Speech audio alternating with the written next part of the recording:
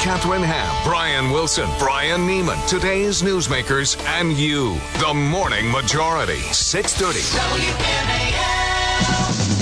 It's 8:07. You're with the Morning Majority. It's Wilson and Neiman in today. Ham is off, so she'll be back in tomorrow as far as we know.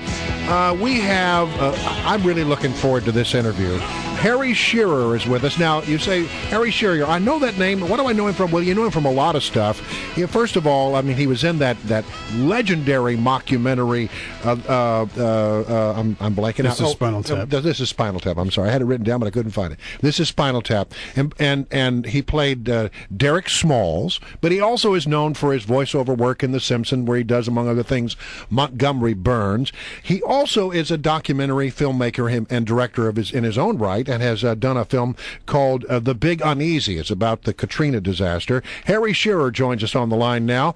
Harry, how are you? I'm good, sir. Sir, how are you? Well, let's just people are not going to be happy until we hear at least one voice from The Simpsons, and then we can move on to all this other good stuff. I mean, what would Montgomery Burns say, for example, about, the debt crisis that we're facing in America?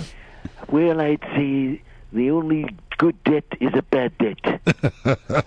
Very good. Do you get tired of doing all that kind of stuff? No, of course not. Really? I mean, no, come on. Does it wear you out after a while? No. Listen, if people get into show business for the reasons I think they get into show business and then complain about, people are bothering me, they should find another line of work. Okay, give me one excellent.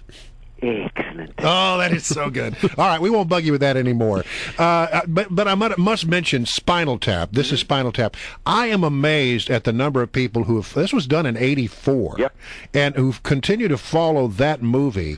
I was hanging out with, of all people that you would never expect to be a fan of this movie, Ricky Skaggs and his band one night. Oh, yeah. And they start quoting all of these great lines from the movie. Brian, I have to tell you, I run into rock people all the time who said, man, that movie is my life. But I listen to country people and classical musicians who say that's what we take on the bus. Really?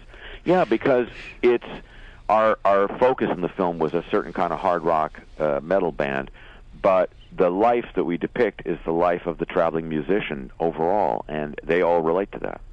Well, and I think I think one of the reasons the film has had the life that it's had, and it is amazing to us as well as to everybody else, is because the reason we made the film in the first place was we sat around one day and said, can't anybody in movies get rock and roll right? And so our whole idea was to get it right, to just get the real funny stuff of that world down. And I do have an app that goes to 11. I just want to say everybody does now. Join the club. Yeah. All right, so you've done all this fun stuff, comedy in your life. Why did you want to do a real documentary about Katrina and what happened in 2005?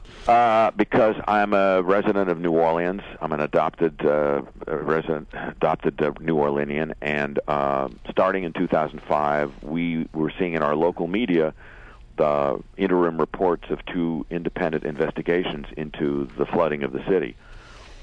Two independent teams of scientists had independently come to the conclusion that the evidence they saw on their first visits to the city did not fit with the official explanations. And over the weeks and months that followed, we were learning this stuff, and the final reports of the two investigations dovetailed in so many ways, mainly to say, as the one out of UC Berkeley said unequivocally, this was the greatest man-made engineering disaster since Chernobyl. It wasn't a natural disaster. It was in the Mississippi Gulf Coast. That was a hurricane. One day, houses blown down. What happened in New Orleans was a completely different event. So you believe the Army Corps of Engineers had faulty levees? Is that not what I believe? I'm a guy from The Simpsons, remember? I basically, you're more than that. I basically put my camera in front of the leaders of these two investigations, in front of a whistleblower from the Corps of Engineers, in front of other people who really know what they're talking about, and I let them tell their story. And their story is, in terms of the investigators, the Army Corps of Engineers, over a period of 4.5 decades under administrations of both political parties, made a stunning series of engineering and judgment mistakes that caused the levee system to fail in more than 50 locations under circumstances far less severe than those it was designed to withstand. You know, I was at the Fox News Channel when Katrina I know occurred, you were. and I was actually there hours on the air holding down a show just hours before Katrina came ashore. And we found a guy who was sort of a hydrologist expert down in Mississippi and got him on the air saying, you know, what's going to happen in New Orleans? I'm going to tell you, the guy nailed it. I mean, this was not unknown. This was not unexpected. There were a lot of people who had said before this hurricane came, this is what's going to happen if you get a Category 3 or a Category 4 storm through. And he predicted with great perfection and accuracy exactly what happened. And yet the Corps of Engineers up to that very day, and by the way, that system had not been completed after 4.5 decades as of that day. But up to that day, the Corps of Engineers was issuing totally reassuring statements about the state of the levees and about their ability to protect the city. Now the whistleblower has been working on this new improved system for which we, the federal taxpayers, have been paying between $8 and $15 billion. Wow. And she was responsible for testing and installing the pumps that are at the heart of the new system. They never passed their tests, even when the standards for testing were lowered over and over again, and they were installed anyway. And she says, and a agency of the federal government that investigates whistleblower complaints backs her up, they will not work in case of a hurricane event with major rain.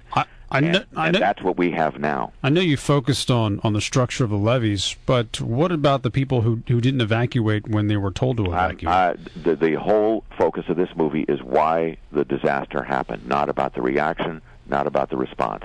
That's been discussed and covered at great length elsewhere. But the major media, you know, why do we still call it a Katrina event when the hurricane, according to Dr. Ray Seed of UC Berkeley, what New Orleans would have experienced during Katrina if it had had a properly built and designed system would have been nothing worse than wet ankles. This was not a Katrina story, and yet the major media never asked one of the 5 basic questions in journalism. Why? Yeah. Well, so you I did. took on that job. If people want to see the documentary, how might they go about it? It's planned tonight in Baltimore, and I'm going to tell you exactly. I have it on my website right here at the Charles Theater in Baltimore, and it's opening in Wilmington, Delaware tomorrow night. And I'm at both theaters to do Q&A, and then if they can't make it to the theaters, we played in Washington a couple times this year. But August 16th, the movie goes to digital platforms, including DVD and online, and you can find out all that information, as well as the documentation behind the movie, at the website thebiguneasy.com. All right. Well, listen, Harry Shearer, first of all, thanks for being a good sport and playing along with us on some of that other stuff. I'm going to release the hounds, Brian. Don't worry. Thanks, Harry. It's good to have you.